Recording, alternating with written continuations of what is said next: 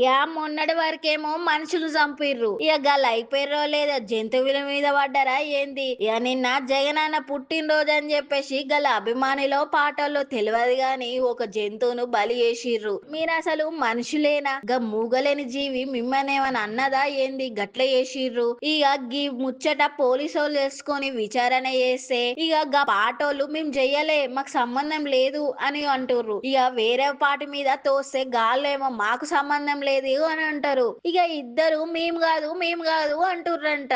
మీరు బాగానే గొడవ పెట్టుకుంటారని ఒక మూగ జీవినైతే బలి చేసిర్రు కదా మంచిగానే. మీ నాయకుడేమన్నా బలి చేయుర్రి పండగ చేసుకోరని చెప్పిండా ఏంది? మూగలేని జీవిని బలి చేసిర్రు, మీకు కొంచెమైనా ఉండాలే.